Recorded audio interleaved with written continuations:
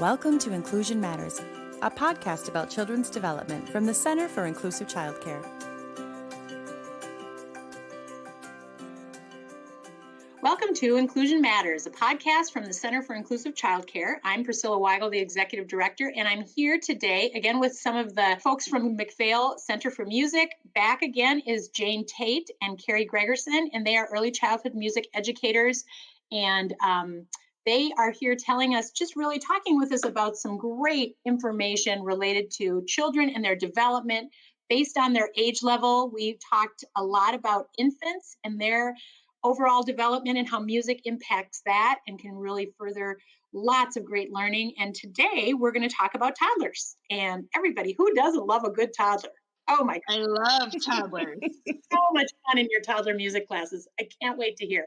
All right. So Cari or Jane, I don't know which one of you wants to start, but let's just hear what you have to say. I'm excited. All right. So yes, in continuation with our last podcast on infants, similar goals, but we're just building upon already learned skills. So if we start off with language, as toddlers are maturing, so is their language. Mm-hmm. And, you know, even up to around 2 years old, they can maybe speak a 2 or 3 word sentence. But music offers this way to connect the sounds and the sight of things. And so, no, we're not showing them words and having them read, but they're starting to associate. So, for instance, if I'm teaching and I use the book Brown Bear, we all know that book. Yes. And I could choose to read it, and that's just fine. Or I can choose to set it to a song. So I might just say, brown bear, what do you see? I see and then whatever it is, you know. And so I'm setting that to Twinkle Twinkle because that is a song that a lot of daycares, caregivers, parents, everything are using in their classrooms. And it's a familiar song. We're just changing the format of it. I did have a parent once, and again, going back to this familial songs and songs of kin, who changed the tune to the Oompa Loompa song from Charlie and the Chocolate Factory for their kids for the Brown Bear book, which was super cute. Really? I don't know if you're familiar with that. No, I was just going to say, can I put you on the spot and can you do a little bit of that for us? So when he first told me, I thought, how does this work? And then I kind of sat there and it's brown bear, what do you see? I see a blue horse looking at me, or whatever it is. Oh, that's great. And I thought, really that totally works. Totally works. I love it. And for those who maybe didn't listen to the first podcast that we talked about the songs of kin, I think that is a lovely reminder to anyone who's working with young children too. And you shared just using those familial songs that are in the tunes that they're used to hearing around their house, things that they enjoy, that the beat that's similar, all of those things really are going to keep them engaged and also draw the family in deeper too. Absolutely. And so we're continuing to help them develop this receptive language skills. And now we're starting to see more of the expressive language development in a higher level. And because music is such a whole-brained activity, we can engage the entire brain in one song or one experience by layering it all in, and what we would call a multisensory approach. So we're seeing, we're doing, we're hearing all at the same time. And this just solidifies learning. And we know that children learn best when they have this multisensory approach when they're being taught. So the more props you can bring in, the better. That's great. Oh, I'm sure, because of course we know that toddlers, their attention to what you're doing can wane pretty quickly if it's not engaging. And so the props, I'm sure, add a lot. But also I loved what you shared about that multisensory experience. And the whole brain, we want to engage that whole brain and make sure that everything's working hard to help them learn. Great. Those are great examples. One of the things that we do a lot in our toddler class is we we talk about utility songs and transition songs. Mm. And so we have a different hello song for each age group. So we have a different hello song for our toddlers. And that same song can be used throughout their day. Hello, friends, now toodle-la, toodle-la, toodle-la. Hello, friends, now toodle-la, toodle-la, my daisy. So we sing that song throughout our entire class, and we encourage our parents to sing it at home doing different things. Okay. Brush your teeth now, toodle-la, toodle-la, toodle-la. Eat your carrots, toodle-la, toodle-la, my daisy. Because we've all been there with our children, that sometimes it's really hard to get them to do the things we want them to do, especially when they're Right. younger. Yes. But if you put it to song and you make it fun, it's magical. Yes. And when it's that consistent tune too, it triggers their brain to go, oh, something's happening. I need to know tune this in. one. Yep. Yes. Yeah. Yeah. So that brings us to, talking about the cognitive development of toddlers. There's so many awesome things that are going inside of those little brains. So, at 18 months, they're starting to understand what ordinary things are, like a phone and a brush and a spoon. They're pointing to get attention and to get your attention. They're showing interest in stuffed animals and baby dolls. And they might even pretend that they can feed them and take care of them. They're learning their body parts. They can identify head, toes, tummy, eyes. And as they get older, finding those hidden objects becomes even more fun. We talked a little bit about the object permanence with the infants. Well, now they're really finding some great things and they're able to do more things to find them. They're learning how to sort shapes and colors and build with blocks. And they can follow now two-step directions. And when we're reading books, I can point out things and they might be able to tell me what that is. Or if I could say, can you find the blue bird? They're starting to identify those things in our stories. A lot of times when our families are coming into class, we have some props out on the floor for them to have a little exploration time and a little transition time coming into the classroom in case there's any anxiety in their morning Nice. or something. And we always have some music softly playing so that they can just get ready and they can start learning about how things are going to be utilized in our day. So we do have some play phones that they always Fun. have a fun time with. A lot of times we'll get the baby dolls out and we'll have them out with some blankets or some scarves. And, they're going to grab them right away. And they instinctively already know they're showing us how to hold and rock and, bounce. And it's really sweet. So when we use those baby dolls in class, we will sing songs about holding them or doing a gentle bounce or holding them up high. Using a song that they learned when they were younger about just holding our hands up high. Well, now we're going to hold our babies up high and our babies down low, and talk about feeding them. And if a baby gets sad, what should we do? Ask for ideas. Well, we're going to feed the baby. Oh, let's feed the baby. So they come with a lot of more independent ideas, when they're toddlers and things that they're able to show us. We have a song called Now It's Time to Go to Bed. So now it's time to go to bed. Tuck the baby into bed. Cover the baby in the bed and kiss the baby goodnight. Mwah! And they're all, learning to do the blowing kisses because they know how to do that. So it's very sweet. So, Cari, do you find that parents then use that? Have they shared that they use that same song at home at bedtime? Has anyone talked about that? But what a great, because they're remembering. Oh, that was when we put the baby to bed. Oh, I'll engage in that because toddlers are, that whole guidance strategy of redirection is like magic. Yes. You don't want to do this? Well, how about this over here? And if you make it exciting and fun, you're going to be able to gain their attention for that next thing. So that's great. There's also a lot of body awareness songs that we do with toddlers, when they're learning their body parts. And we talk about, we throw in music vocabulary all the time about keeping steady beats. And let's keep our steady beat on our toes. Can you find your toes? Did you bring your toes to music class today?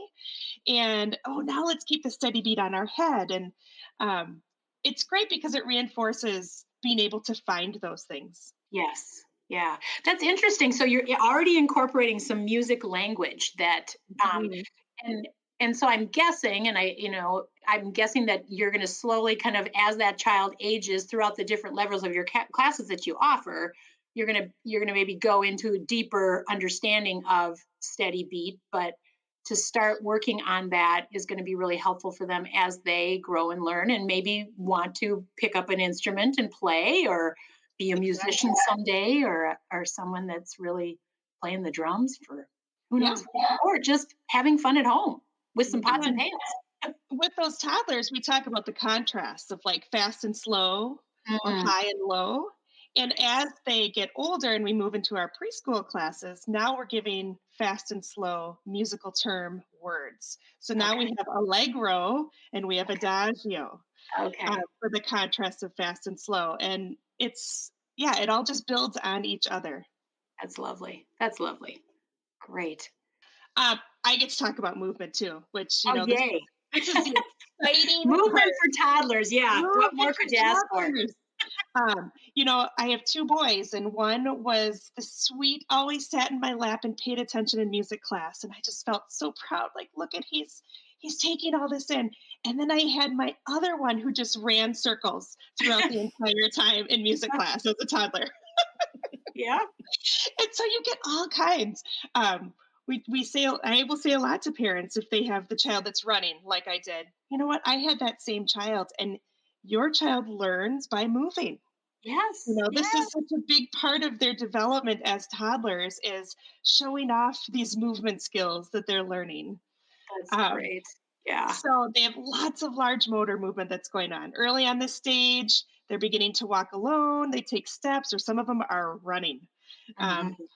they are able to undress themselves at home, probably showing they can drink from a cup and eat from a spoon. And soon that toddler is going to be kicking a ball. They're going to be tiptoeing, climbing on and off furniture, sometimes with help, sometimes as a surprise. Right. Um, but they're throwing a ball overhand, walking up and down the steps with one foot at a time. Which And is a tricky, tricky motor planning moment. And so it that's a good Mhm. is, skill. Yeah. it Yeah. is. And they're starting to jump. Um, Mm. there's a song that we do regularly in class, Skip to My Lou, walking in a circle, skip to my Lou. And we'll change that up by jumping in the circle, skip to my Lou, or spinning in the circle, skip to my Lou, and hands up high and we'll tiptoe. And so we try to, bring in all those skills that they're working on as toddlers. Hmm. Can I ask a quick question? How long do you spend in the toddler class? How long are the classes? Typically, when we meet in person, Mhm. they're 60 minutes long. Okay. Now that we've been online, they're 30 minutes Okay. online with us. All right. Lovely. I was just curious about that because truly, and that's what we've been hearing from so many during the pandemic is just trying to get kids to attend for the periods that we used to think in person, why Mhm. not? But now we do have to adjust that. So that's wonderful that you've adjusted to meet the needs of where they're really at. Yeah. And yeah, that's great. I know one thing that we also do is a supplemental video for our older Oh, kids. So they will get a 10 to 15-minute YouTube video, either introducing them to the concepts that we're going to be going through or reviewing something we did the week before. And so they can watch that in their own time okay. and maybe 5 minutes at a time or yeah, so that is something that we've been doing as a supplement because we did have longer classes. Sure. That's great. Mhm. Well, way to adapt. That's the Mhm. we're all getting really good at that, aren't we? Yes, definitely. How about social emotional development? How do you infuse that with music? Well, again, we're scaffolding our lessons and building on concepts that have been previously learned, either taught, in the homes or wherever. And so we kind of they're still becoming more self-aware. Now we have little personalities that come out, and boy, do they come out sometimes. Yes. And so, like Cari said, we might have the baby dolls or stuffed animals, and we're going to learn about how to care for that something other than me. you know, Uh-huh. and so we'll have the baby or the infants play with the babies. I just said infants, toddlers play with the babies or stuffed animals. We'll use songs that we learned previously and now we'll sing them to those things. They're not typically engaging in reciprocal play at this toddler age, but we start to infuse this idea of, let's share this with our friend, you know? And so we might pass an instrument round, and that can be really hard to wait, as we all know. So something that I do when I'm learning, teaching, you know, this waiting, I often use sign language. So I'll just kind of show them the sign for waiting, which is kind of wiggling your fingers. And then I have them make a steady beat on their knees. So we'll get that steady beat going. And then while somebody's playing with that instrument, you know, we might sing, we are waiting.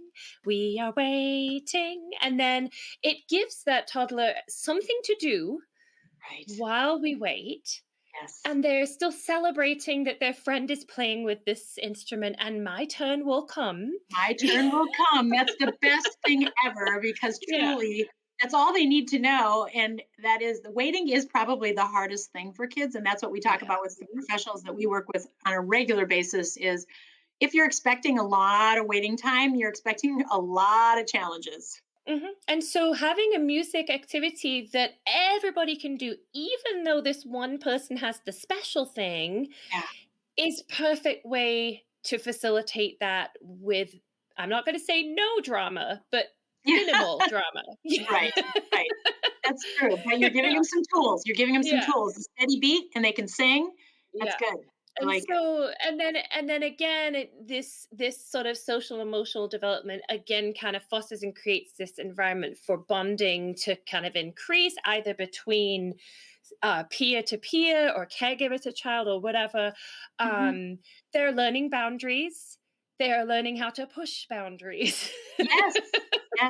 And seeing a caregiver or a parent lovingly say no, you know, is appropriate and necessary. And we can do that in music by doing starting and stopping songs, which is, you know, teaching that impulsive instinct to just keep going. You know, we're kind of pulling that away. And then we, you know, we're teaching these bonding songs. So again, if I pull out the toy babies, one of our former colleagues who taught with us for years, Cheryl Henningsgaard, she wrote this song and it's called The Special Song.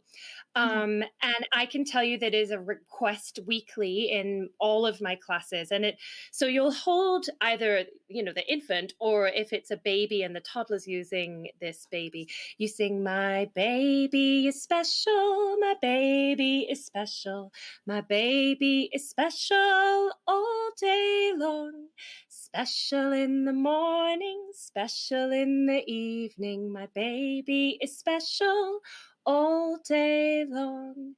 But then we can introduce other friends, like my friends are special, my teachers are special, my grandma, my grandpa, whoever, you know. That's lovely. Oh, what a sweet song. Yeah. Nice.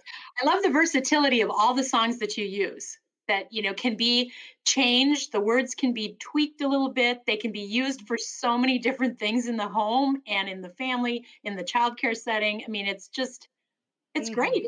It's really filling the toolbox up with great tools for a lot of the things that are the hardest transitions, you know, expecting kids to listen and attend, all those things as great triggers for positivity. That's what music does. Yeah.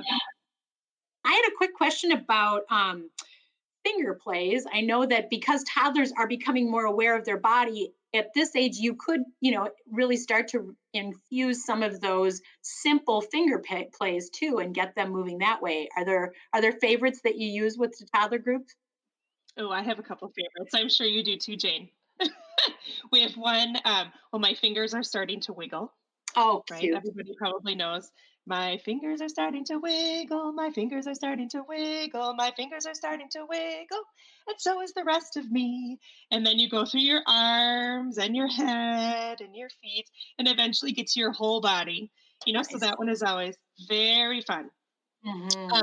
And then finger family is another one that we do with fingers up and down. And 10 fat pea pods in a pea pod pressed. I don't know that one. Please sing it. Get out your 10 fingers. 10 fat pea pods in a pea pod pressed. 1 popped, 2 popped, and so did all the rest. And they grew and they grew and they just wouldn't stop until one day the pod went pop. Wow. So that sound that you were making with your mouth, do the kids just stare at you like I was just staring at you? Like, how does she make that sound? That's really good, Cari. To like talk about what your tongue can do and the clicking sound you can make. That's such a great one. I have never heard that one. I love it. That's fantastic. So that just leads me to a question to pose to our listeners. What is a favorite finger play that you like to use with toddlers? So those of you listening, you can respond on social media. I want to thank you both for this really fun topic, toddlers and music. It was really exciting to learn all those new songs and also to just see the way that you really do have such a planful way of how you set up your music classes to really meet the needs of the child and their age and their developmental level. That's so important. And to just let our listeners know, too, if you want more information about developmental levels and what to expect and when to be concerned, on our website, we do have our CICC developmental brochures for sale there. So it's a great resource. It's a wonderful resource to purchase and have on hand for families that are in your care setting, whether you're a family child care provider or a center-based care provider. Just know that that's available there. And also, you can look for any of our other resources at inclusivechildcare.org. Reach out to us on Twitter or Facebook or Instagram. And I thank you, Jane, Tate, and Cari Gregerson from MacPhail once again for being great guests and teaching us a lot of good new songs. Thank you. Thank you. Thank you.